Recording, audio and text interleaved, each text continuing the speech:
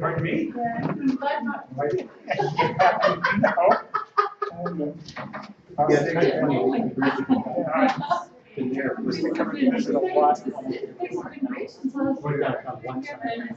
No, I haven't heard anything. However, we have to go out and you're involved in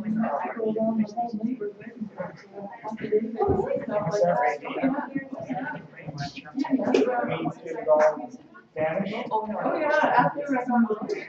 That was good. So we're here. I don't know, because you know what, we're a little touched in the head. I see. However, so the next one, they said, you need to run as a side note, the other one's moved down, and these guys walk the place. You're not talking, we're down there. No, the ones behind you. Oh, okay. The ones beside you. That house is a lot. By a young couple. Okay. And, like, it's like, those are really good. And, so it's great, because they introduce themselves to the lovely. And they go and let me know. Popular. But I felt like I had it. Yeah, oh, yeah, they've got an unbelievable office. I've never experienced anything like that. Never been there.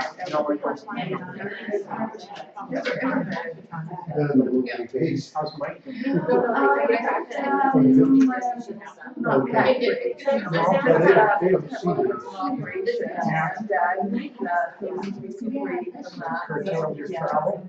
Well, yeah, you can't really travel when you have to walk through. No, can't do that. So, but I would still do a little bit of traveling. And then it was, I'm very grateful. yeah. Yeah.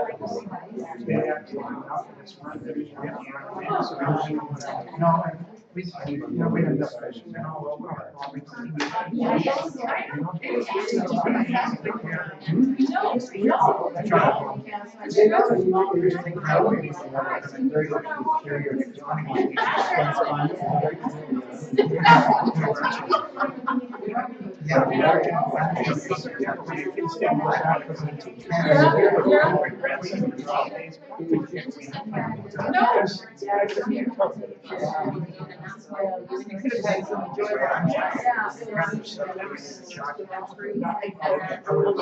Oh, yeah,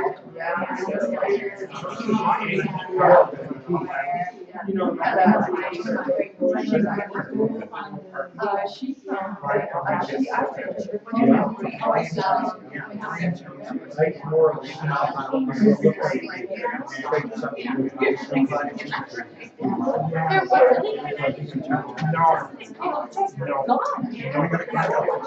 Yeah. Yeah, they did very good.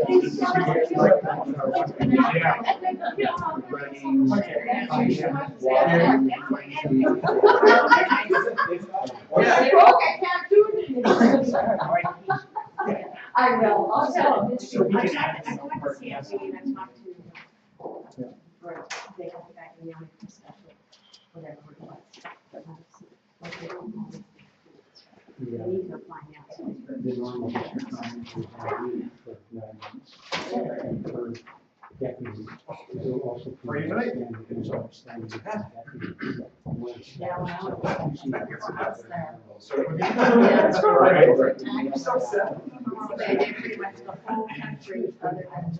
because it is time.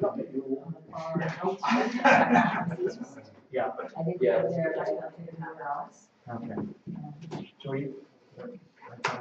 Okay, call the meeting order, regular meeting, February 23rd.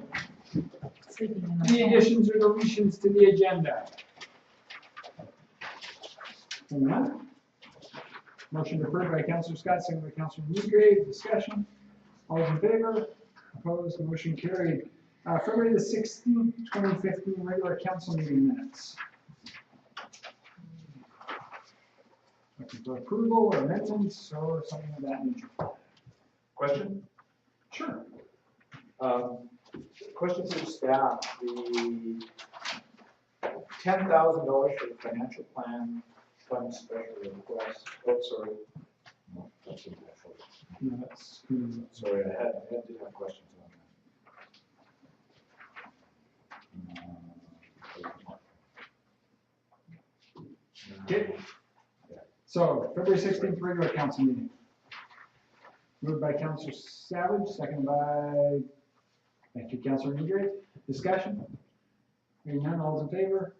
Opposed, motion carried. February 17th, special council meeting minutes. As presented or as amended? Not the yellow one. I'll move as presented. Thank you, Councilor Negri. Do we second? Seconder? Thank you, Councilor Savage. Discussion? Hearing none, all those in favor? Opposed, motion carried. Correspondence, one from the Legion with respect to the Battle of Atlantic Service Parade and Fly Past. Looking for acknowledging their plans, subject to insurance naming District of Lantzville as additional insured because of the flyby at 500 feet. So, what would council like to do with respect to it? Questions, information needed, acknowledgement being provided? I'll move it. Move the motion as in the agenda. As in the agenda, yes. By Councillor Scott, seconded by Councillor Hain. Discussion. Question, so what does it mean acknowledge?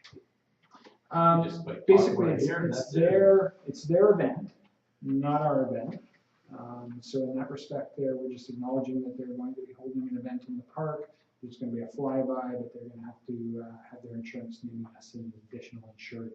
Some cases there's our events, and our events would come under our insurance policy. This is a separate challenge. Councillor Hain. Has there been any mention of them closing the road or any issues with traffic? Would staff like to speak to it? Sure, staff have had discussions with the secretary of the Legion, and she's indicated that at this point they do not require a road closure. It has been brought to our attention that we might want to touch on the parking with them. Right now, they're in the process of making an application to CFB Comox for the flyby, so it's subject to them getting approval for this event, but make sure that the insurance and the parking aspect is covered. But at this point, no road closure. If plans change, they can apply to council for that. Absolutely. Yeah. Any further discussion? Hearing none, all those in favor? Opposed? Motion carried. Mayor and council little updates. Actually, if you don't mind, I'll give mine first. We welcome Lisa Boltal-Singh, who's here, new director of planning. History from the RDN. I have no idea how long you were at the RDN, Lisa. 6 years. 6 years. And so she started work today. Okay, so I'd like to welcome Lisa, and the council would welcome Lisa. That'd be great. That's all I have to report. I think last time I started that way. How about if I start this way? Councilor Negri? Nothing to report. Councilor Milby? I've been having discussions with a resident who's known to everybody, I think, but we're discussing the possibility of getting a presentation on an item that's been circulating around a number of island municipalities, specifically the municipal declaration on the right to a healthy environment, which includes right to clean air, water, food, and the right to participate in environmental decision making. I'm just sort of at the discussion phase of all this, but I expect that it's something I'm probably going to be bringing to council, and I'll probably be providing more information on it when we get there. Thank you. Councilor Golson? Comment, question, all in one. Been approached by 4 residents now, looking for job descriptions for the district staff. And I've had a look on the website, and I took another poke around on the weekend and wasn't able to find any. Are those available on the website? Or no? Are they available at all? We had a conversation on that tree regarding the job descriptions. Are they available? There's the ones in the, sorry. Yes, that is public first. Yeah, our job descriptions, so the CAO job description, the director of corporate admin, and the finance director are part of a bylaw that has our job descriptions. So those could be public. Okay. Now, I believe you said a comment and a question, or did I? Well, just a or- comment was that I had Oh. 4 people now asking about it. I found one for, I think the seasonal public works position that was embedded in that section of minutes. So, yeah, wonder if they were available for the whole staffing complement. Councillor Hen? There is the job postings. You can get those. Right. So when the postings went out, there's copies of those floating around, if you want those. No, I thought we would have had something more structured or formal, perhaps. But, yeah. I believe it's bylaw 36 that has the officer job descriptions attached right to the bylaw, but I can provide council with a copy. It should be in your orientation binders, if I'm not mistaken. Okay, thank you. Okay. Councillor Scott? Nothing to report. Councillor Hain? Nothing to report. Councillor Savage? Thank you. Yeah, still nothing further on the City of Lantzville Parks and Rec. They still haven't appointed commission members, which is kind of frustrating. It'll be 4 months now until we meet. I don't know what the problem is, some internal negotiations going on, I guess. And I'll be attending the regional board meeting tomorrow night. Okay, that's all. Thanks. Okay, on to item 6B, committee of the whole meeting. With regards to the first item, the committee of the whole meeting minutes of February 16th. Councillor Scott? That was one I actually had comments on. I knew it was one of them, there's too many in here, I was trying to find out what I had. Just through the staff, just a slight correction, and I believe it was probably my fault. It says my daughter, this is under reports, right in the beginning, it says, my daughter works at the Arrington Therapeutic Riding Association facility. It's not their facility per se, it's Pyramid Stables, and the Arrington Riding Association uses that facility. So I just thought for clarification, and considering it was a conflict of interest thing, that should probably be clarified. So if we could make some change to that. Is this replacement with Pyramid Stables? You could add Pyramid Stables where Arrington Therapeutic Riding Association, or the facility they use, or something to that effect. I'll let staff do whatever they think. Okay. Any other suggested changes? Okay, could we have a motion to approve the minutes as amended? Second by Councillor, it was a motion, wasn't it? Moved by Councillor Scott, second by Councillor Negri. Discussion? Hearing none, all those in favor? Opposed? Motion carried. Next item are the recommendations that come forward from the committee of the whole meeting. So the first one revolves around the Boys and Girls Club of Central Vancouver Island with regards to the grants he made.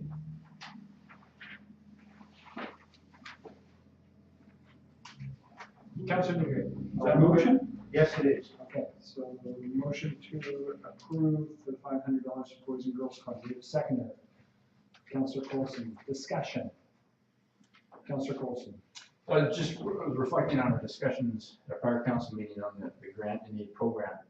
And, there's the statement that one of the primary purposes is to provide financial assistance to an organization for a specific project or event that benefits the residents of the district of Lantzville. So we had some discussions around the program.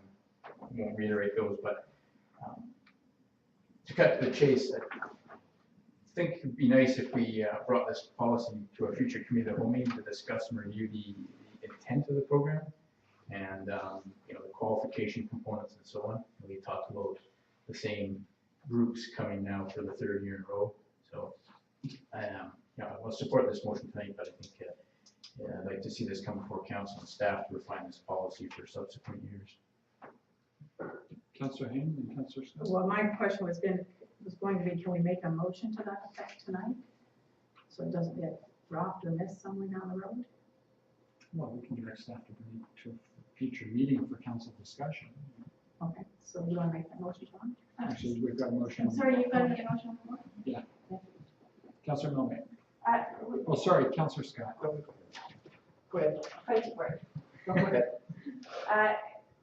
I think the problem is probably a lack of advertising. Certainly, there's a lot of community organizations that would be interested in getting funding, but I'm not entirely sure that they're aware that this opportunity exists, or how to apply for it. So, I mean, certainly it's always worthwhile to revisit your policies, but I see the problem as being mainly our communication with the public and communication with different community groups in Lantzville rather than, difficulties with fulfilling the requirements of the policy. I mean, there's nobody else to choose from. We've only got 2 applications, so I'm not sure we want to make the requirements more onerous. Councillor Scott? I do agree with Councillor Coulson. If the stuff keeps coming back every year, this is a grant and aid program, but if it's the same people every single year, then it should be a budget item. It shouldn't be a grant and aid. Those should be one-time items for special things. Yeah, the same group can come back, but not every single year. I think that's what we have to look at it, and I think that we have to look at the policy as well. Maybe council might say, well, maybe that's okay. We review the policy, but I agree to review the policy around that as long as everybody agrees to it, that's the way we want to go. We want to keep it the way it is, and people can, apply continuously every single year. And then so be it. But I think it's something worth having a discussion. Okay. Further discussion? When it comes to the RDN side, for example, there are some organizations that are line items in the budget. So some of the items that don't have grants and aid, NALT is one of them, search and rescue is one as well. And effectively what it is it became part of their core funding and it's recognized as such. Not that it's guaranteed each year, it still comes forward as a special request on the part of staff to see whether or not that line item needs to be included. Whereas the grants and aid one, we're somewhat removed as Lantzville because we don't actually fund the grants and aid program at the RDN itself.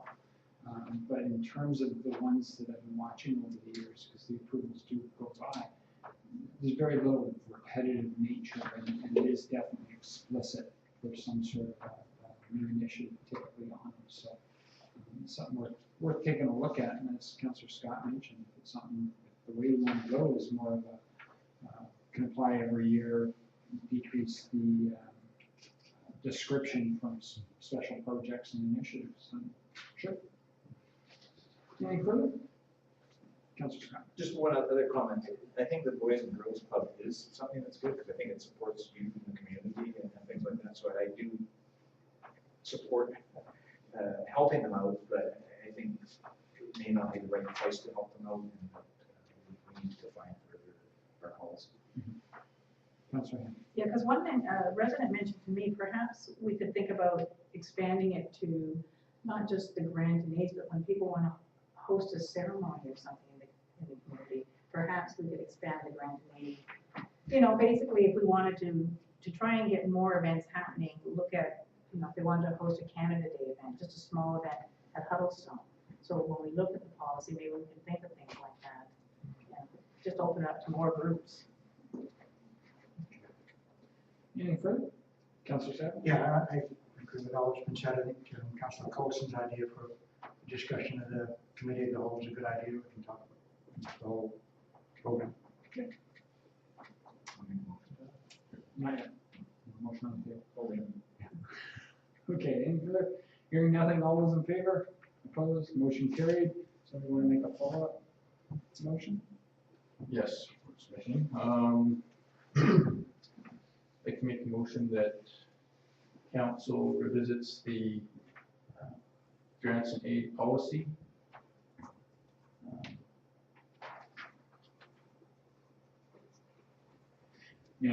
Sorry.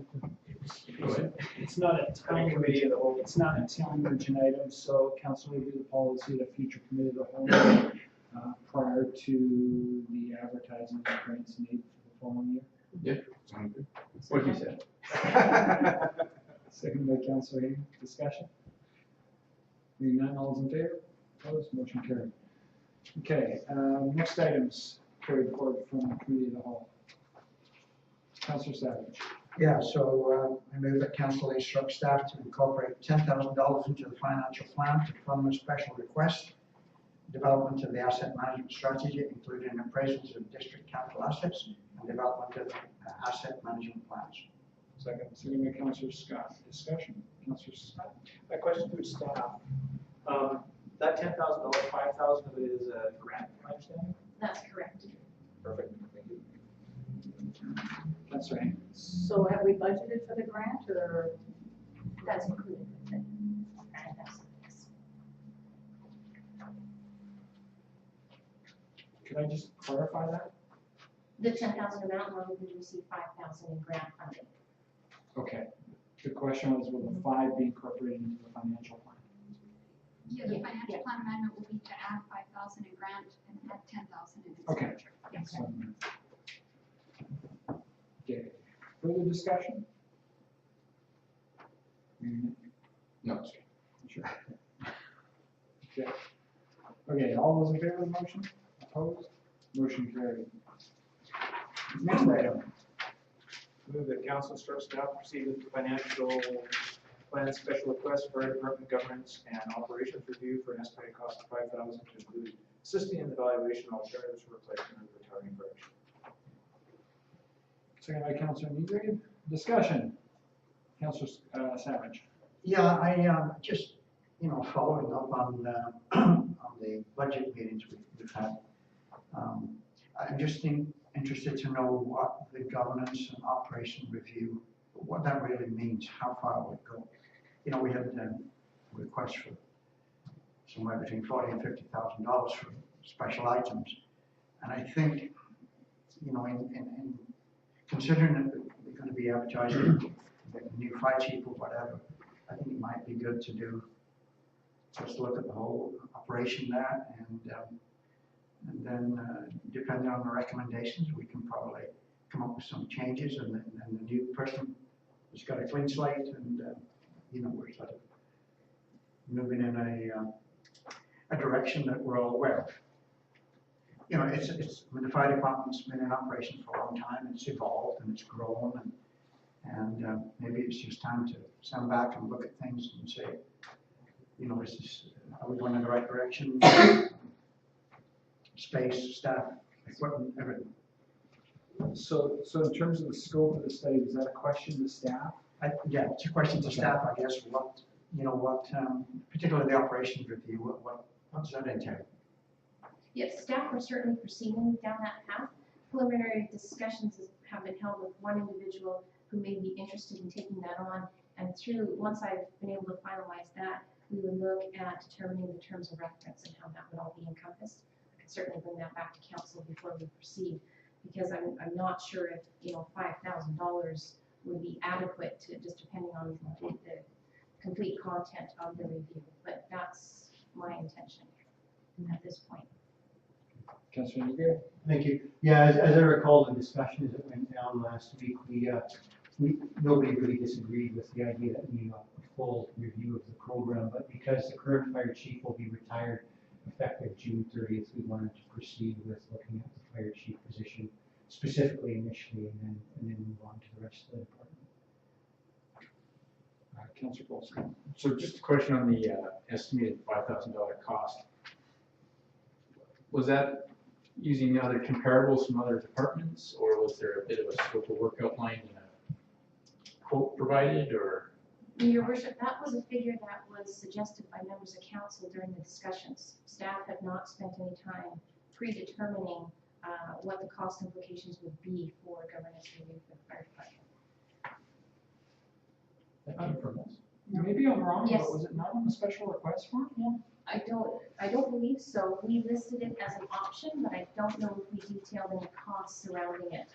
And Just an option. as I say, from my recollection, it was a figure that council suggested during your last meeting when the motion was put forward.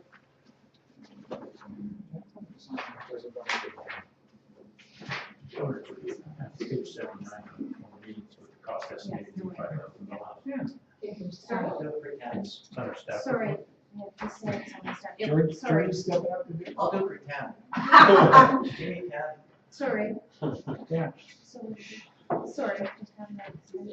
So it's in the February 16th committee of the whole package you got. page 79. So, yeah, sorry, I have the page now in front of me, my apologies. So that was just at that point to look at the fire chief, and I'm just discussing with our finance director, where if we have any basis for that estimate.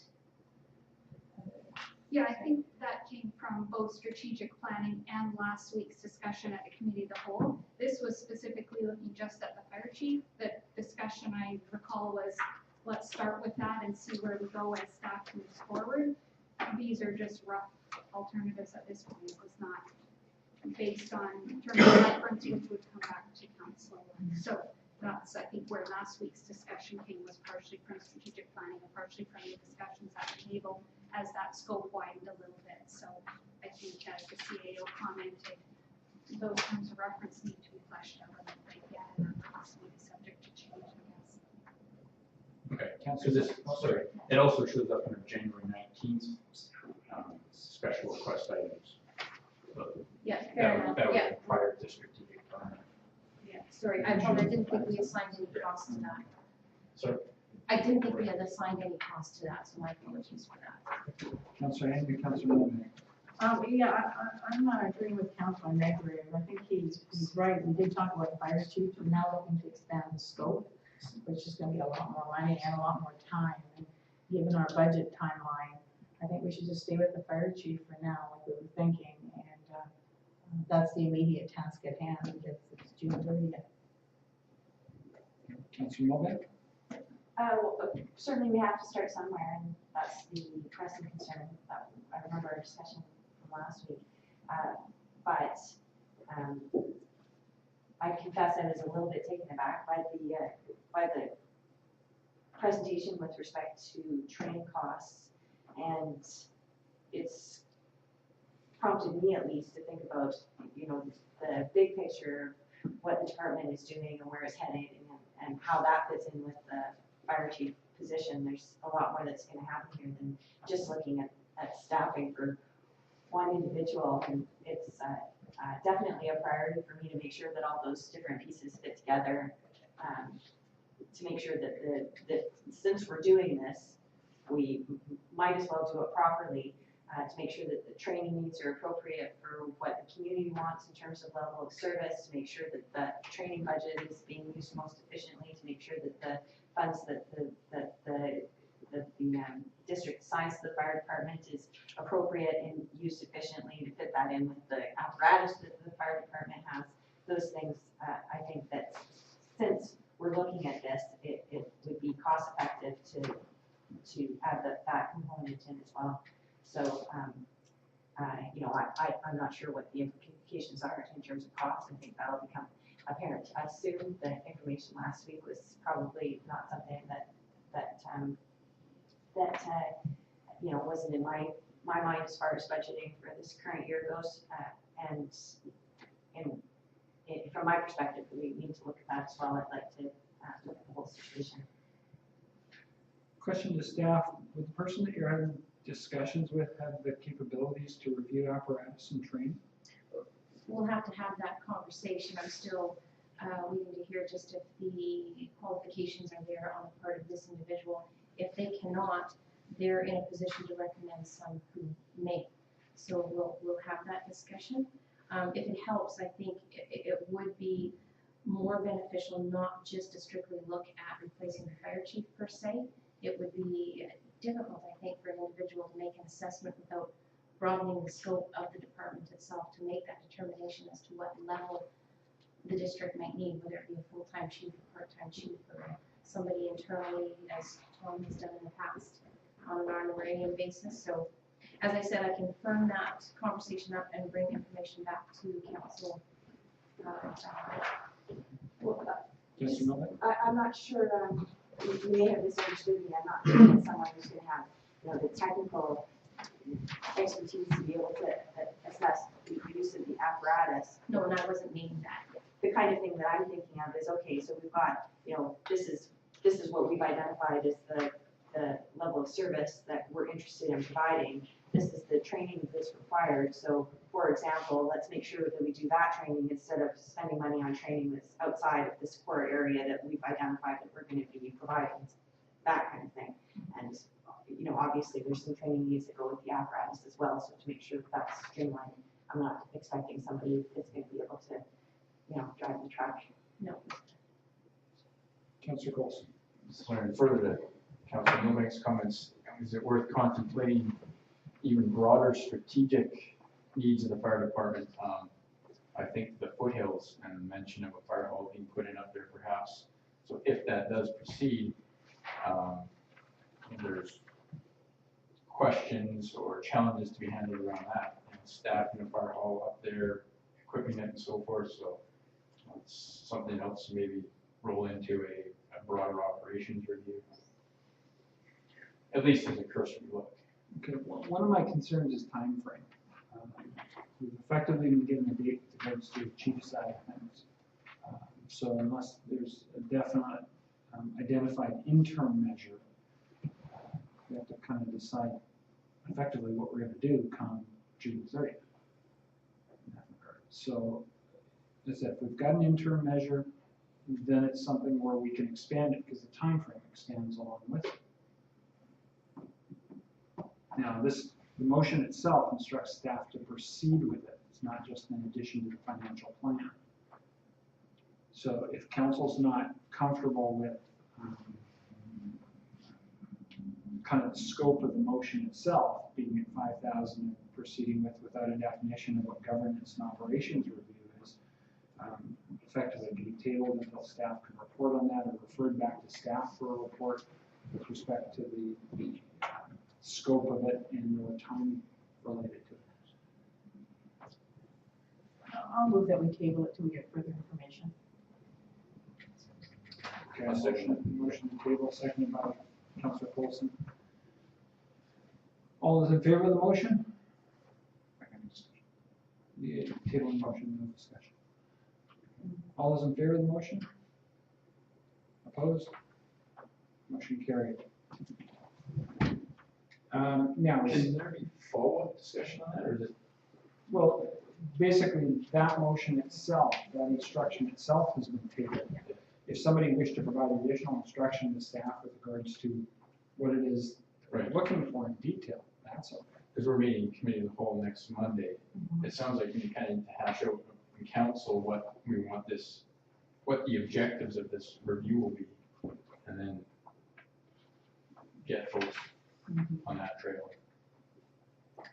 I'm not sure what information we would base that discussion on would be our biggest challenge, because recognizing the capabilities, with all due respect to the members on council, our ability to guide and make decisions on the fire department as to the direction itself, even within trying to create that scope of the study, is a bit of a challenge. If it's a participatory thing with maybe chief whips and that, and members of the fire department, then I could see us being able to get more information. Staff? Well, I was just going to say, I'm sensitive to what council's looking for. I'm aware of what you're looking for. If I can have the opportunity to somewhat finalize those conversations with the professionals in that area, and we could bring something back that would outline and suggest to council governance and operation review might be beneficial. Maybe some options with regards to Yes. that. Yeah, well, something that's jumping in my head in this operations review I read a little bit, they had a fire component to that. They went through an operations review with the fire department for that. I just took a cursory look through it, but myself, I'd be looking at that to kind of see what the scope of work was and what the deliverables were, and try to get some ideas of what we might be looking at. Could you forward maybe a link to that? I'm not sure if staff's aware of what you're talking about. Maybe forward a link to staff and kind of give some guidance there. Okay. Anything further? Okay. Which gets us to the next item, $295,000 for the national. I move council instruct staff. Councillor Coulson and Councillor Scott. Quick bit of preambles. I'm struggling a bit with our piecemeal approach to budgeting, especially since there's no real prioritized basis at which these items are presented or addressed. So, you know, my thinking that the possibility exists that we can approve an item one night, only to find bigger ticket, higher priority items coming further down subsequent meetings. So I prefer us to see these next two items, I prefer to see us push these to the next committee of the whole meeting so we can consider all expenditure items as a complete collective, assign some sort of priority to them, incorporate the strategic planning information, and then have a prioritized based approach to approving and rejecting expenditure items. So quite simply, you move down the list. Once your expenditure targets are hit, you stop and then go back for a bit of fine tuning. So I motion that council tables items 4 and 5 till the next council meeting, where all budget items carried forward from the next committee of the whole or committee of the whole meetings are considered. Okay, just for clarification, that was tabled to the next council meeting or committee of the whole meeting? Council meeting, where the budgeted items from the committee of the whole meetings are brought forward. So we have the committee of the whole sessions first, hash through everything, and then push through recommendations of the slate. All right, do we have a seconder for that? I'm not sure you can table something that's not, hasn't been moved. Good point. Good point. We should have had a motion on the floor for those discussions. Well, if we're going to institute that, we'll institute that all the way along. So, which gets us back to, as Councilor Novak has pointed out, the tabling aspect of it. Okay, so we need a motion on the floor to table it. Okay. Councilor Scott? I'll make the motion to approve these, but I just want to comment before I make the full motion to council closing. These items are actually come out of reserves. Mm-hmm. So unless we're looking at something else specifically in roads out of reserves, there would be no need to push these off, because it's not like it's going to displace something in parks or in the fire department or anything like that. This is specifically coming out of road reserves. So it's not coming out of operation budget at all. It's a reserve type of scenario. So if we don't approve these, and that money just sits in reserves irregardless, and then gets pulled out at some future date for some other roads project, but this is what staff has recommended going forward and what we had discussed that we had approved committee of the whole as the capital projects that we were looking at for roads this year. Sorry, can I counter? Yeah, well, apparently. Because we're able to reassign these funds, correct? And so what got me thinking though is we've got a reservoir hanging Within the roads. Yeah. within roads, right? Yeah. There's some, they can't move to reservoirs or anything like that. So a little bit of difference, then we have a motion and then. I'll move that we proceed with, as we're doing this individually, that we do the $295,000 into the financial plan that funds special request 2015 asphalt replacement repair project, Landcrest Terrace, Clark Crescent, Sebastian Road, and Lorenzo. Second by No, Councilor Savage. Okay, discussion on the motion. Councilor Yeah, I Savage. think one of the benefits of moving with these early is, first of all, they are from reserve, funded from reserves, as Councilor Scott mentioned. The other thing is, you know, particularly the asphalt work, we should try and take advantage of lower oil prices, how they were yesterday. Don't know what they're going to be tomorrow. And the other thing is, you know, tendering for construction projects is always beneficial as early in the year as possible to get the best prices. So, yeah, I'd support moving with both these projects. Councilor Hain? Well, I wish Fred Spears was here tonight, because I actually have some questions. I went and I drove all the roads of Lantzville to get a sense of the state they're in. And most of these roads are actually in pretty good shape, so I have a problem. Sebastian, actually, if we get sewer grant, it's gonna be redone next year anyway. So we're gonna pave it this year and pave it again, potentially. So I just, based on the way the report was written and the fact that they said these are our selection of roads based on the financial parameters we're within, I just wonder if we had looked at some of the other roads, and yeah, they may have been bigger ticket roads, but perhaps if we put off some roads for this year and then did roads next year, we could finally get to those ones that are in horrible shape. Like, there's some that are just ridden with potholes compared to these 4 roads. So, you know, I have a problem, and it would have been nice to talk to the Director of Public Works to ask him about these other roads, but he's not here. Councillor Scott. There was some discussion at the committee of the whole meeting on these, and perhaps staff that are here can correct me if I'm wrong, but Landcrest Terrace was being paved, the other ones were just being patched, similar to what was done in the Harwood Drive area last year. That's what the special request is. Yeah.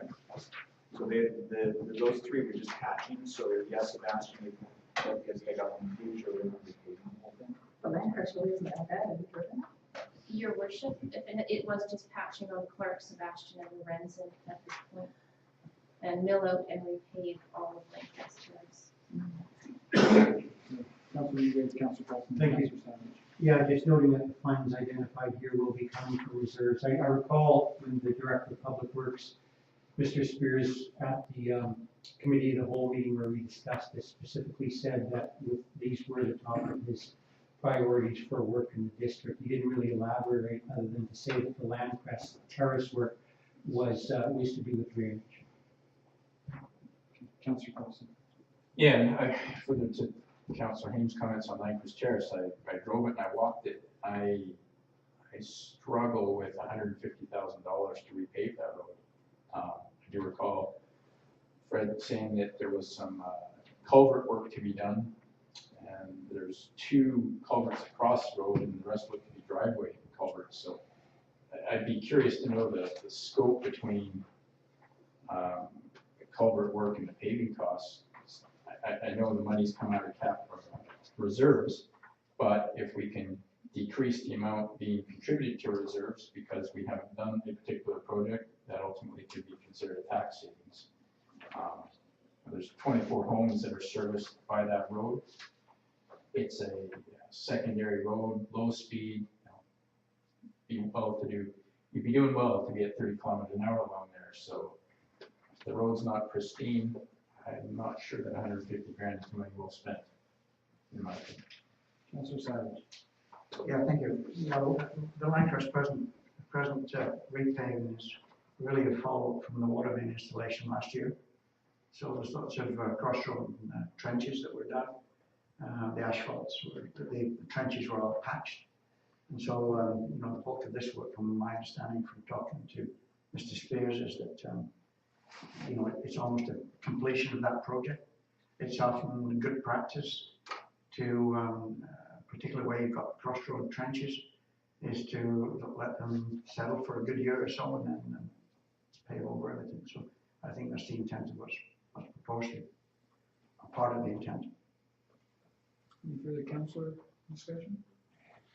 From my standpoint, thinking about it more this past week, the thing that stuck out in my head is the words on the special request. Let's say highest priority. It says highest priority within budget parameters for 2015. That's saying that one of the items that caused me to choose this was the funding envelope. That if the funding envelope, for example, had been bigger, I might have chosen something else. Well, I guess my question would be then, if there are bigger items, then is it a case that delaying something for this year would change the priorities for next year? And I guess I didn't need a chance to touch base with Fred. Maybe within budget parameters means that there were 2 projects of equal high priority, of which we could only do one, so this is the one I chose. That's what we use for budget parameters. I don't know. On the individual ones, Landcrest itself, it appears that most of the paving was just a straight line going from down the center of the road. Driven it, goes right along the center of the road, especially on the lower part of it. But I understand what Councillor Savage was saying about possible settling that could occur, which doesn't appear to have occurred, but maybe that's just good compaction or something like that. Items like Lorenzen Lane and that, and again, I wish I'd had a chance to touch base with Fred ahead of time. For example, on Blackjack, there was a project, or staff went out there last year, the year before, and actually marked out the depressions in the road. And so the people that are going, oh, I guess these potholes, they're not potholes, they're depressions, are getting fixed. And so I said I was hoping to get a chance to mention to him or ask him before the meeting tonight why that road versus this road in that respect. So just a little bit of understanding with regards to the priority standpoint that he's got in there within budget parameters is kind of where my concern comes from. Now, it's incorporation into the financial plan, is where we're at in that regard. So it's not a case of going to tender, so regardless of oil prices, unlike the water one was a move ahead of it. So if there's anything further, okay, so the motion is to incorporate it into the financial plan. All those in favor? Opposed? Motion carried. I move that the council instruct staff to incorporate $125,000 into the financial plan to fund the special request culvert replacement on Patton Road. Second. Second by Councilor Ingrave. Discussion. Councilor Cole. Similar kind of thinking. I'm struggling to see how it's going to take $125,000 to replace that culvert. It's 24-inch right now. At most, it's 5 feet down to the bottom invert of that culvert, and 45 feet long. Yeah, I'm really struggling to see how we get to $125,000. So I'd like to get some feedback on that, because I'm curious if there's been conditions or constraints put on that could be relaxed and have cost savings perhaps. Councilor Scott? We did have some discussion of this regarding this the last meeting, and Mr. Spears had indicated that there was environmental constraints and a number of other issues they had to work around and deal with it. If we put it, and that's our engineers are giving the estimates for cost. If it comes in less dollars than that, then it comes in less dollars.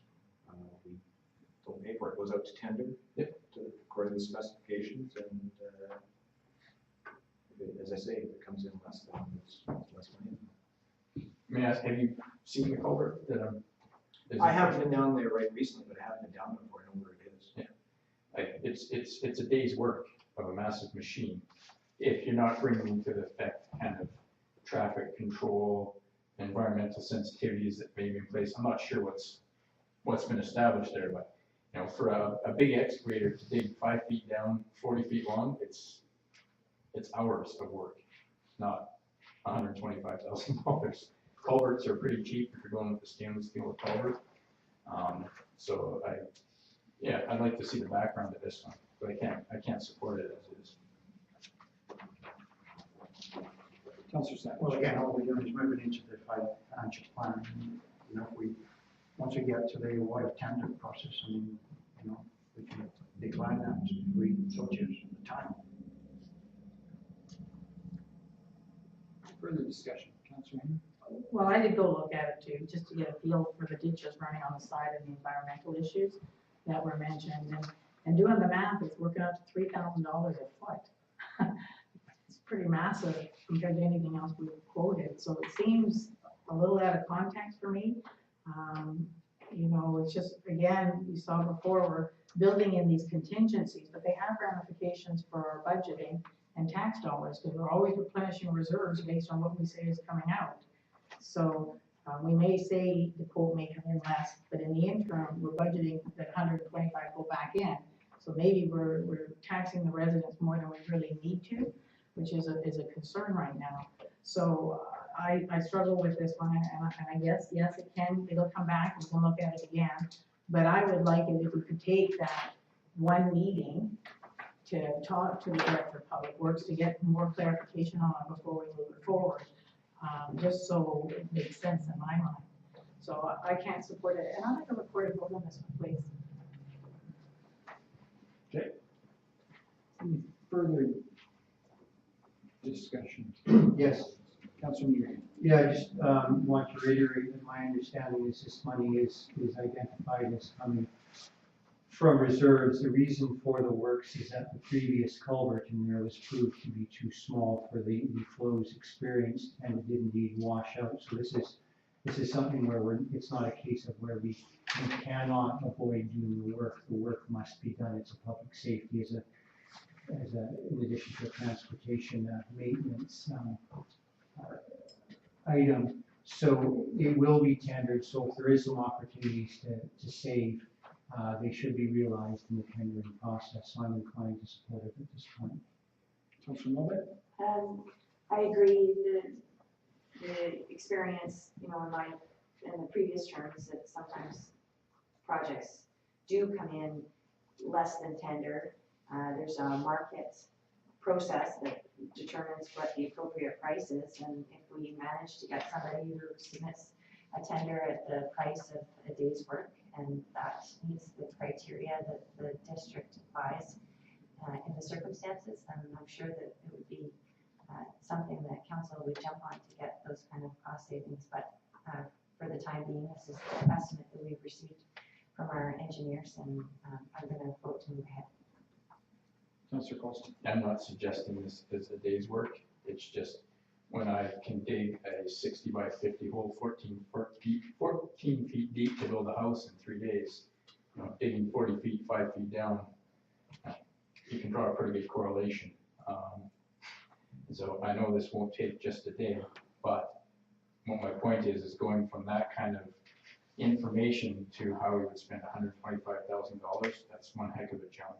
So I prefer to see that project tightened up before we plan to put it into the financial plan. Okay, any further? Okay, a recorded vote has been requested. All those in favor?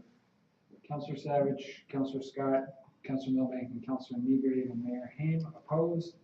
Councillor Haim and Councillor Colson. Motion carried. Okay, which gets us on to item number 7A, unfinished business, draft council confidentiality and conflict policy. I'll move that council postpone this question until the next council meeting. Second by Councillor Milbank, second by Councillor Negrave. Discussion. All those in favor? Opposed? Motion carried.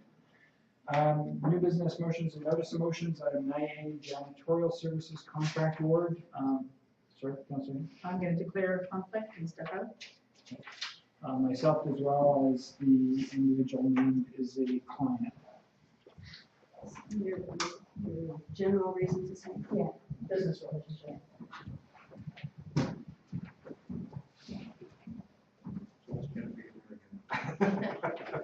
I'm getting lots of practice. Not in that. So, item 9A, how does council want to proceed? I move council awards janitorial contracts to John Marmot, doing business as Choice Cleaning Services at a cost including all applicable taxes of $11.66 per month from March 1st, 2015 to February 28th, 2017, with the option for a mutually agreed upon one-time renewal. Discussion? Yeah, through you to staff. I'm assuming we've had, we tendered this project before. Yes, we did. Yes. How many tenders were? 3 submissions were taken out and 1 tender was returned. There was only one tender returned. That's correct. Go ahead. Quick question through to staff. I noticed in the report that the Choice Cleaning Services, I believe there was still a renewal contract for them. It wasn't exercised by. That's correct. Was there concerns with the? It wasn't Choice, because Choice is John Merlin's. No, sorry, I said, didn't I say? The Big Island building. Oh, sorry. Yeah. I meant Big Island. We just chose not to exercise the renewal aspect of it. So there was some, yeah. Okay. Yeah. Okay, that's fine. I was surprised also that we didn't get like last time around, it looked like we had quite a number of. We did. And Staff were surprised as well. Yeah. Councilor Bolton? Yeah, I have a question. I was reading the purchasing policy and curious, why did this particular one go for a full tender process? Because why I ask that is when I read the purchasing policy, it says for purchases between $5,000 to $25,000, it goes for request for quotation. So just curious, because I assume there's a bit of a workload difference between RFQ process and a full tender Well, that and tendering you, process. that and you can't predict what the costs are going to be that are given back to the district. We've had a range, like the previous tender that we did, we had a range anywhere from $700 up to almost $4,000. So difficult to project what people per month. So when you add that up from there, you don't know what. Okay, so you're on the high side, you're expecting to go. Thank you. From my perspective, I've heard negative comments about I believe the previous cleaner, and the preference is certainly to have Choice do the cleaning contract. So in terms of the product that's being delivered, I've heard that expressed as a preference. Councillor Scott? Just one other question for you to staff. Any concerns with going with Choice, and then any concerns with the relationship with the owner of Choice being a member of the fire department? Yeah, no, not at all. Choice, the owner-operator, Mr. Marmot, has declared his relationship through the tender process, and we've had his services in the past, so no concerns from our side. Thank you. All those in favor? No one opposed?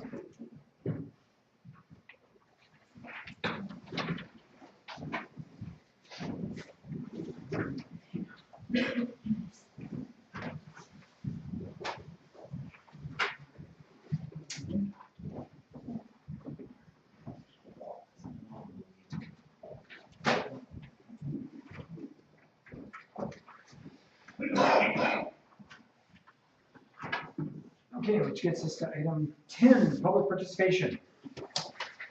Name and address, please, sir. Brian Blood, 707 Passport Road. The janitorial services contract, is it the only one the district has?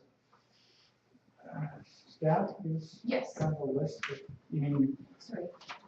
so actually clarify, the only tendered contract? No, it's the janitorial services contract. It doesn't say what building it's for. There's no Yeah. specific. It's for the district office, the public works facility, and the fire hall. There's 3. Probably shouldn't say that in the motion. Further public participation. Cheryl Sosnowski, I'm from 7125 Sebastian Road. I'd just like some clarification. I'm not quite sure what you mean by evaluating alternatives for the replacement of the retiring fire chief. Does that mean that you are, what does that mean? What kind of alternatives are we looking at? Are we looking at a number 2 fire chiefs or something? Or, No. you know what? I'm not sure what that means, so. No, what staff has done so far is just identify some potential alternatives. Fire chiefs retiring, some of the alternatives to be considered are whether or not we need a full-time or part-time paid fire chief, like some departments have gone to.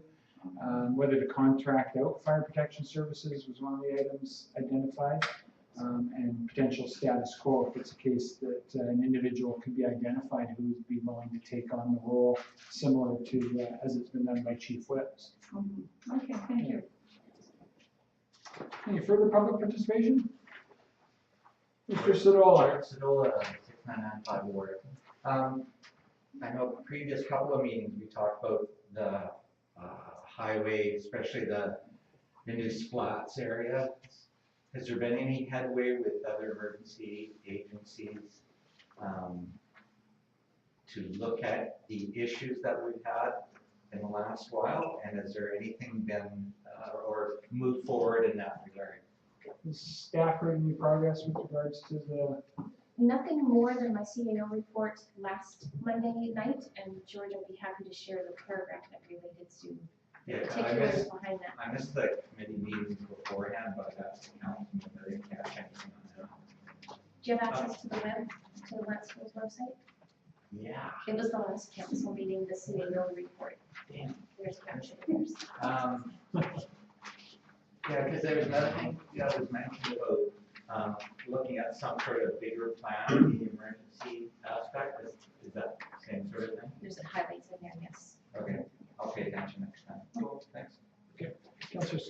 Just to add to that, one of the things that did come up is we did ask staff if council could have some feedback and input from the process as well, just to help maybe politically push it along.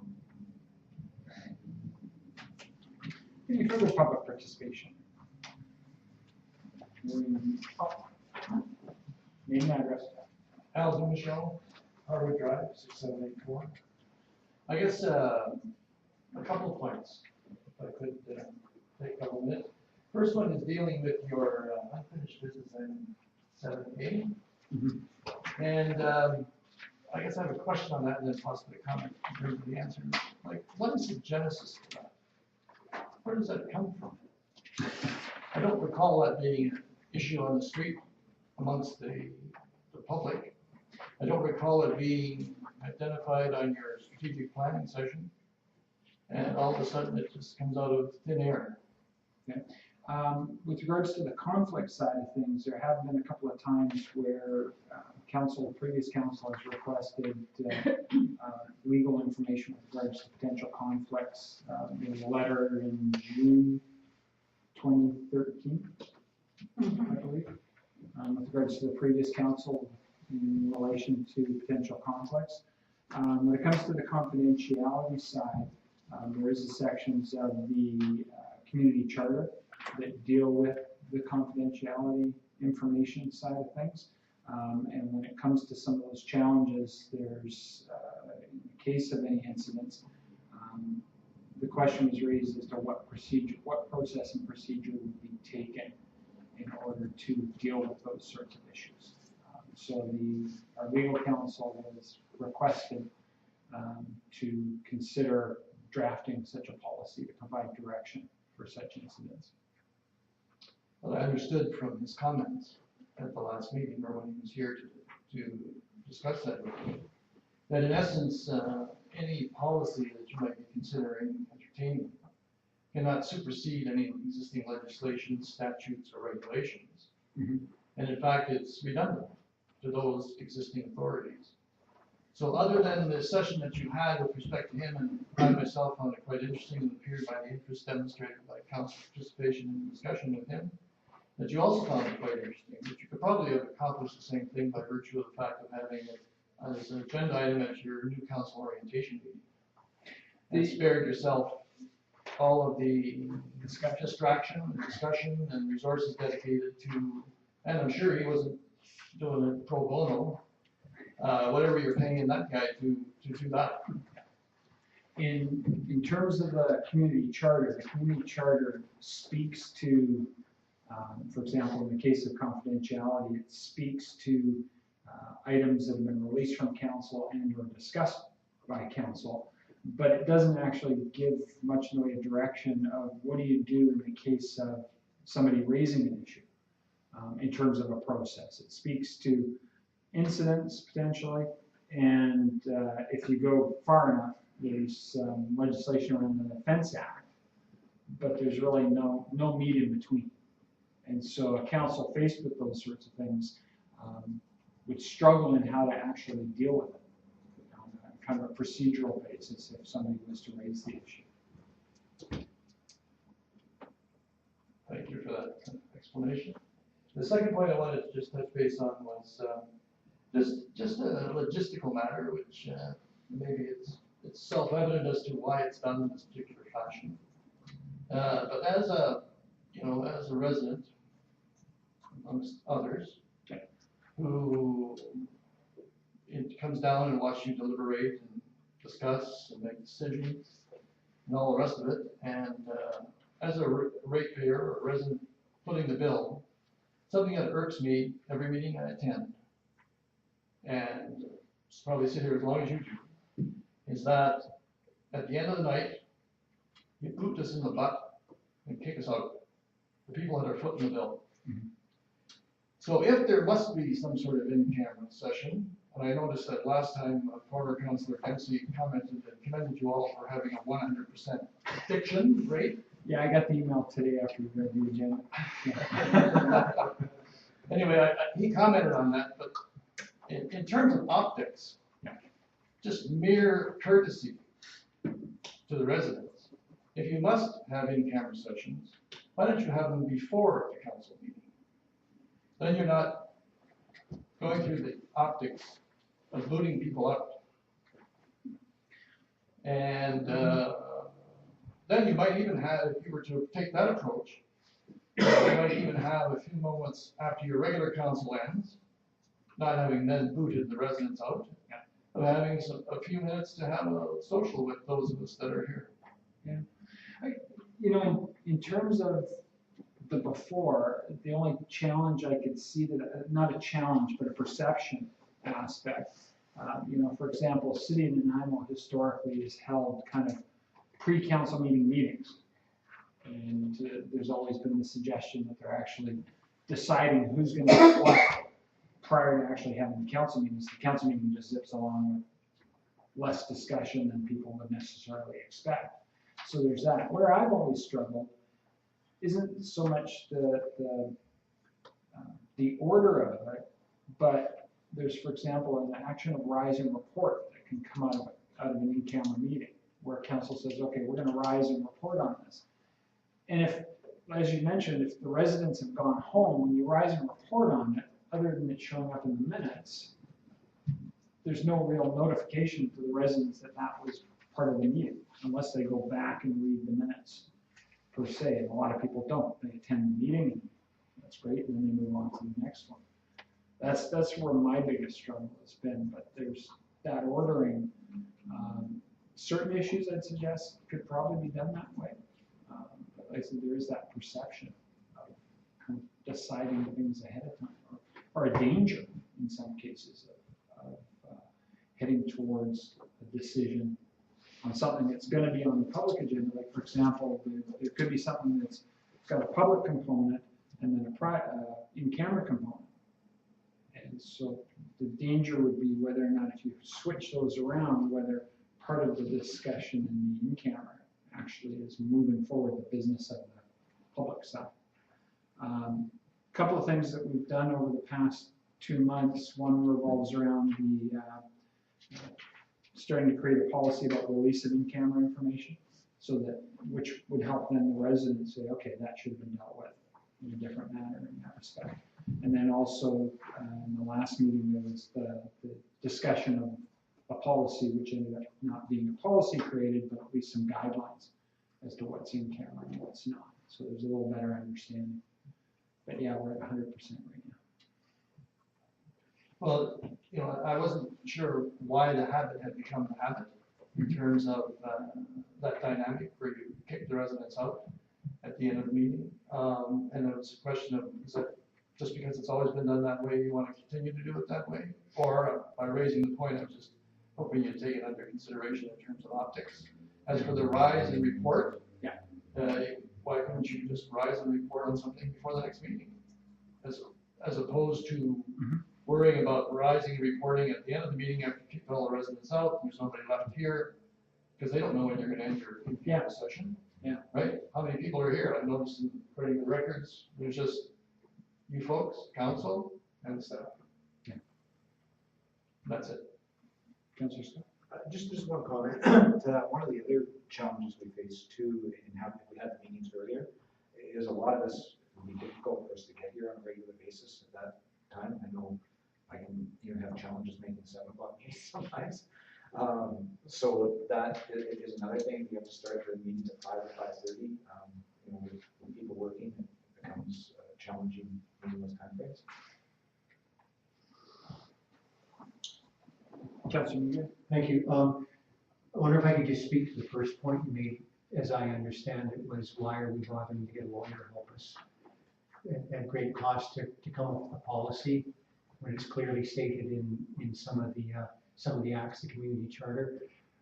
It may say that in those acts, but there's actually no enforcement body behind that. At least as I understand, it's pretty much like the Wild West. It says what the law is, but it's up to councils to enforce it themselves. And this is part of that process, is to enforce it ourselves. It irks me to have to pay the lawyer to do that, is what to come over and spend the time to send us the bill. But I think it's a necessary step in order to achieve some real efficiencies in council and putting your tax dollars at work a bit more efficiently. Mr. Murray. Just, I think the optics of having an in-camera meeting before the regular meeting is actually worse, and certainly wouldn't appeal to conspiracy theorists. There's just less chance that we even know that it's occurred. So I think that the in-camera meetings that are necessary should still be held after the regular meeting. I'm kidding us out, some of us are about to go. Okay. Any additional public participation? Seeing none. Somebody want to make a motion to go in camera? Actually, just one comment. This is for the public, and it's actually due to public participation. I distributed something to council, and very interesting this day and age sort of. Yeah, that's council's becoming more open.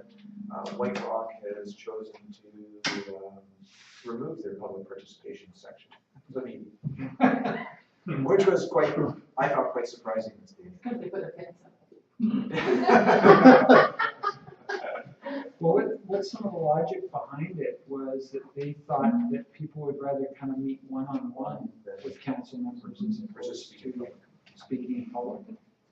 Which why not give them both opportunities? So on that, Councilor Scott, did they just remove item 10 off their agenda, or did they remove the peanut gallery totally? No, this removed number 10. Oh, number 10. Being stopped.